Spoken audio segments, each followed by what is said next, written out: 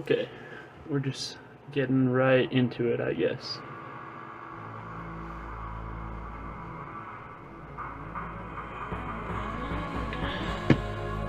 Love this part.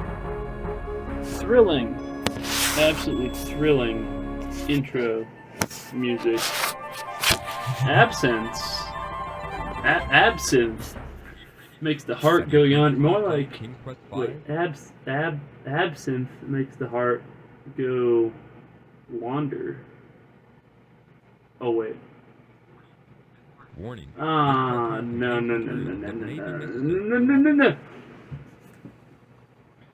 No. Oh, cool. You can't skip it. Weird. You can't skip anything else in this horror game. Yeah, that was a second ago. That was my Kingdom of Davenport. Off scene after I realized the disappointment that last adventure was, I went and angrily continued to do stuff. These big ass snakes. Check it out. That's why we got that crystal from the Yeti, is because these big ass snakes have laser vision. It's kind of like the X-Men. Scott Summers, you know? Shut the fuck up. Alright, here we roll. Dude, what? What kind of perspective is this? That last step was a You're joking me, right? What's going on over there? Alright, I refuse to get any save closer than this one. That's... oh, fuck. I forgot about that bit. The snakes, yeah. I was so excited about the snakes earlier, but they kill people. The snakes. That's... You ever hear about that, though? Like, the whole, like, idea of collective unconscious? About, like, how there's certain things that just people are naturally afraid of, like it's not a choice. We all have, like, in ourselves a fear of snakes because of like how dangerous they were to our near primate ancestors. This could be collective unconscious for my, like, descendants, should I ever have children, that be wary of early computer games' perspective in their drawings. Like, who can tell? To me, it looks like you can just step up over here, you know? It's like just a big step, but apparently it's a large gaping chasm right there, which is fairly ridiculous. I have a feeling for two reasons. One, I've played this before. Two, because I have a feeling that it's time for that crowbar I dug out to come into some use here. Ah yes, the old crowbar, but its doubles as a crowbar is also a grate holder. Grate as in Grate. This is something I cannot just not comment on, but perspective. This is incredible. It took me a long time because I am very confused every time I saw this, but the perspective on this shot and every shot in this maze is what you walk into is what you end up facing. So in my mind, the camera should always be, or when I initially thought about this, the camera should always be behind, or in this orientation. So if I walk right, it would show me a straight hallway full, like, to the quote-unquote north of the character. But actually, and this is why it got so confusing, the perspective, the camera follows me, it tails me the entire way. Constantly, always, guaranteed. And so, like, yeah, it's now a mirror shot, so I had an option to go left earlier, and now I can go right because it's the mirror of it.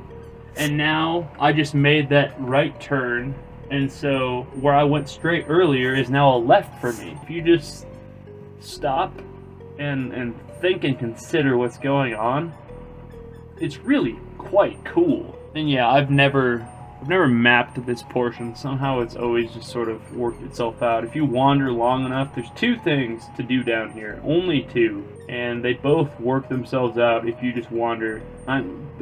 That might and they have to happen in a specific order. Like, they cannot happen out of order in order for the game to progress. And it might just be the game throws them at you in an order. Maybe this maze is unmappable. That'd be kind of cool. It'd be kind of cheap, but it'd be pretty cool. Okay, perfect. While you might not think it, this is actually just a really big snake. Because check it out. Kind of like in Harry Potter: The Two Towers, with the big snake in the finale of that movie. Maracas. And this is pretty stupid, but on the off chance that I have any ladies that are interested in my channel and my videos, and on the off chance on top of that any of the ladies can do, or the fellas, the fellas too, that any of you can do, that have long hair and use hairpins. I personally do not. If you backflip, just like, I'm pretty sure the snake just did a backflip there. Do your hairpins just fall out? Like randomly? That would be okay. Wait. I have an excellent example here. Okay, I just went left in that perspective shot. If I go down, my options are left and right, and straight ahead is a dead end. Correct? Yes. Oh, and it gives some perspective on what's back to the right. But this to my left is a dead end, and it will present itself as such. Look at that. Yeah. And now I go this way. In order to go back where I was coming from, I have to go to the right. Oh. I don't know if those things can kill you, but they freak me out nonetheless. Oh my good god, look at that thing. Looks like, what was the name of the Ray in Nemo? Was it just Mr. Ray? I swear to god, it was probably just Mr. Ray. Okay. But yeah, if, my viewers that have longer hair and use, oh perfect. See what I mean by just wandering around them? I swear to you, on the grave that I don't yet inhabit, I do not remember, or have I mapped this out well enough to just do that on purpose. But yeah, the feller dropped this hairpin. That ties into the long hair question and backflips. Answer here. Graham inserts the hairpin into the door's large keyhole and discovers, to his amazement, that it fits perfectly. They must have some weird-ass hairpins in this world for that quote-unquote fitting perfectly. I don't like that bit. I find that pretty dumb, honestly. You open the cabinet and what do we got in here? Wait a minute. Oh, whoa. I didn't know you could do this. Can I leave? Will this still be open in the next frame? Oh, never mind. Here I go trying to break the game. Alright. He'll narrate this actually, which is, oh shit. No. Oh, hey, remember that it was unlocked. That's interesting. I didn't expect that. Or else you don't actually need the pin. Wouldn't that be funny? Listen to this though. Inside the cupboard, Graham's eyes fall upon a bag of dried peas. Yeah, I'm pretty sure the first times I ever played this game as a kid, you couldn't actually hear the narrator, like the volume on the MS-DOS, but I don't think we had volume to hear that, or else we had a version of the game where like there was no sound problems, because I don't remember any narration. I remember the music very clearly, but all this narration seems very new to me, so maybe it's just the ROM that I had. And I said it like that because I'm unsure of the legality of all of it still, but the necklace that I got from sure, why not? She looks kind of attractive. The necklace that I got from the big bird earlier, when like Tweedledee and Tweedledumbass were trying to peck at my coat, if you recall, I found this necklace, and I actually did this cutscene for a reason. It's because she becomes very important to the sequel to this game, King's Quest VI. But now I'm regretting doing it. I just want to continue. But look at the size of my fucking shotguns over here. Absolute pythons. Like, you could maraca these things. Shut up. Shut up! Well, you know what? I'm about to just straight up murder Mordok with my hammer, so you don't have to worry about a thing, darling. Shut the fuck up, Graham. Jesus Christ, let's get on with our lives. I don't know if it's required. Actually, no, it very much is required too. Fun fact, in the user guide that Sierra published, Sierra Online at the time, or maybe Sierra Interactive at the time, I don't remember. But fun fact, the official guide states in this part of the game, save often, which tells me, check it out, I can strum. Oh my good god, that alien is thick as all hell. We're talking like 50 Cs, but you actually gotta get murked this time around. Look at this thing, dude. Fat with a PH. And I'm a good piano player, also. Eyeball these pythons, broski. Like, what the hell? Anyway, yeah, like, the items you have in your inventory, for the most part, are the only ones that are still going to be useful. Something just out of reach, I ram in my fish hook, and I get a moldy piece of cheese in return. My returning that necklace to this skank, hello, wow, is what got me out of this dungeon. Thank God I have a guide, but I have to rerun portion of the maze, not all of it, thankfully. You know, I've never gone a direction in this part that she hasn't. I wonder what happens. Oh shit, we're finding our own way. Oh, look at that thing. Oh, look at me go. And that, ladies and gentlemen, is what pure, you know, untouchable talent looks like. Goodbye. Why? Graham of Daventry. What? Broski, the man has a force choke ability. You know, it's pretty much Darth Vader at this point, but I didn't think this was possible. Wait, is this just because I didn't follow her exactly? Also, this is probably not going to go as linearly, but anyway, the game guide says you're supposed to save a bunch here, which just means that they literally designed this game to be mega unfair and ridiculous. Also, it's like unpredictable. Every time I walk in here, there's a equally likely, like, it's all about odds. Like, there's two fucking monsters that might show up. Monsters with some amount of emphasis anyway, that have a possibility of showing up as I walk the halls. Oh, make that 3, but only one of them kills you. Darth Vader over here. Fuck this guy though. But this is the game that Sierra designed. It's just random chance at this point. Like, there's nothing I can physically do or gamely do that will influence whether I live or die in the following scene, you know? It's like, I mean, he could fucking pop up here, for all I know. I don't know if it's on a timer. I don't know the mechanics behind what's going on. See, look, the blue fucking menace doesn't appear this time, but he did that first time. And nothing changed situationally wise. And there, you'll see the greatest menace of all is yeah, I mean, it's important that we get captured because I need something from the thing. So I'm just gonna walk back and forth until I either A, die, which is more likely. Uh-oh. That's the third menace, by the way. You'll understand in a second. Fairly likely that I'm about to just get murked here. Okay, yep, I'm dead again.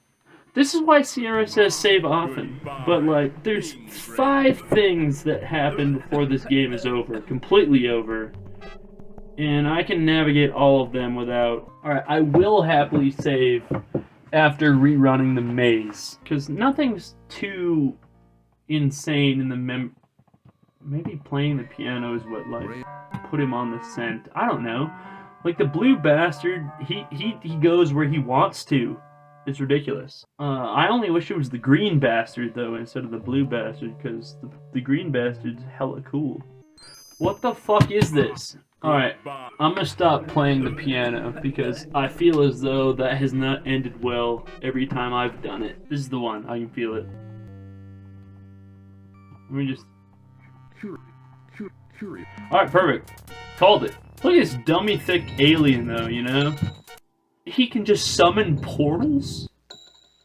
That's hella cool. I feel like that isn't played into enough. There's factually aliens in this universe. And yet, wizards are a problem? Like, is that where, where is magic There, got it. related to the aliens? Trick in retrieving the piece. Because you can't tell me that's not an alien. Let me just walk around until Stephanie opens this glory hole over here. Drip, drip goes the whip whip above me. Perfect. Stephanie! No, I'm not. Graham, anyway, is not into Stephanie. For reasons that will become apparent in the next series, I'll give you a little spoiler of the sequel of this game. A section of it is amazing. You call me whatever you want. Because I won't call myself any less harsh words. But I'm about to save as soon as I get back in the thing over here. Whoop-de-doo. I promise, we're within 10 minutes of beating this. Ah, shit. You. How did you get here? I have journeyed far. Never mind. Broski, I can't lie, this is the first time that cat's ever talked to me. And I've been playing this game since I was a child. I'm gonna die, though, any second. Like, as soon as I wait for the blue bastard, the cat's going to... I mean... This fellow... Goodbye! This guy's going to appear and choke me out. But yeah, legit, straight up, did not even know that that cat could speak. It doesn't surprise me, given the context, and what we all went over in video number 1. But yeah, the cat speaks, and I'm not particularly about it. I thought he was a menace for other reasons. That's just great fun. Alright, as long as the cat's not in. God damn it. Alright, so if I just like hang around over here again,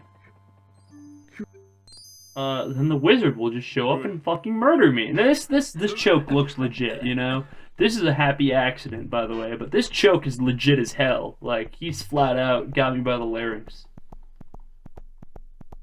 Also, you hear that little heartbeat bit at the end of the choke out there? That was kind of saucy and surprising. Alright, I'm just gonna like hang out in the, because the first time I jumped in here, didn't even know they'd come at me in the piano room, but they can, so I'm just gonna hang out here until the blue bastard rolls up, because I guarantee it's a timer-based thing. Any second now. It's just like, if you continue to observe things, he'll show up. Like, he knows. He knows. One eternity later. Alright, I give up. It's gonna be, like, it's really, really cool what I'm about to, like, how I'm gonna end this man's career. God damn it. Alright, I have a suspicion that... Son of a bitch, man! God! This is just... ridiculous. You can't just have Darth Vader show up and murder me every... Dude, where's the alien? I paid good money for an alien. And god damn it, I want to see said alien. I promise you, if I can just get this one thing to work, I will win the game within, like, 6 moves. It's... From here on out, it's not all that complicated. Alright, alright. Alien me. Come on. Come on! Fine. Be that way. Alright, let me try checking it out over here. Oh, yeah. Alright. Y'all are gonna love this, I know it. Alright. Huzzam! Yeah, I, Looney Tunes murder him with a bag of peas. That's how this all plays out. Pretty, yeah, but like, you see the whole running bit he did there? Alright, now's my favorite part. I'm about to kill Zsa Zsa the fish here and do that thing I'm wanted to do to that dwarf child with him, is just put him in a fucking sack and take him with me. Oh, never mind, I guess you don't take him with you, but you do put him in a bag of empty peas. Pretty cool. Alright, this is important. Firstly, you gotta read the book. Very important to read the book. That'll become very evident later, but let's just pretend this is a spell book and these are spells I'm reading. And although I cannot read the script, let's just pretend it's a spell book. Trust me, this takes a minute, so, JFK. This is where I know that the game is on some kind of a timer because, it just straight up takes time. I specifically remember that. Look at this guy, though. Can I, like, throw a rock at him? Oh, look at him. Yeah. Who would have figured this out, you know? Who would have figured out, hey, let's just hang out in this one area for, you know, several minutes. Alright. Yeah. Not much left to this game. You just gotta... Mordok is sleeping. You just gotta roll up to the laboratorio here. We're gonna fuck with Gandalf's wand here. It's gonna be great. Alright, his powerful wand goes over there. My not so powerful wand goes over here. And then, yeah, weird thing, but you just, you throw some moldy cheese in there. And get ready for the light show of a lifetime. That's very hard to say. Shit goes hard. These noises too. Like, you could put this in some sort of a electronico music show, and it would probably sell out. Honestly, I enjoy this. Oh, thought so. All right, yeah, fella's about to appear. What's going on here? Breakfast! Yo, Saruman looks pissed. AF. Look at this dumbass. Alright, yeah, we're speedrunning this shit. Let's go. Alright, he summons his wand just like Harry Potter. Very cool stuff. My man Cedric plays... The only useful thing he's done this entire series is dies. That bit was pretty cool, I have to admit. Alright, yeah, man turns into a big-ass bug. I turn into a tiger, which is much, much cooler. This one's tricky. If I had to, you know, really think about who would win, flying bug with giant crab claws or tiger, you know, personally, I think I would give it to the giant bug. And then, oh wait, no. And then I go rabbit, which rabbit dragon. The fact that he gets frustrated and gives up tells me that he's pretty shit at being a dragon. Bruh, if you just breathe fire consistently, he would not have been able to jump around all that much. We got ourselves a snake, and we all know what that means. Time to... Uh-oh. We don't have any maracas. This looks like a maraca. JK, it's a mongoose. I cannot believe, out of all the snake tropes they throw in this game, they go with maracas and mongoose. Uh-oh. But they do not go snake charmer at any point. And also, this one's a little weird, but, this kills him. I just won the game right there. There's nothing else I have to do. I might consider just ending it right here for the video's sake, because the rest of this nonsense is pretty much just bullshit. But my family's in this jar, by the way. And there's Sarah? What the fuck was her name again? Angela. Probably an Angela. She looks like an Angela. She walks slow as hell. Oh, Princess Cosima. I'm gonna pretend I didn't hear Princess Cosima. But I'm looking to make the first video of that series much shorter.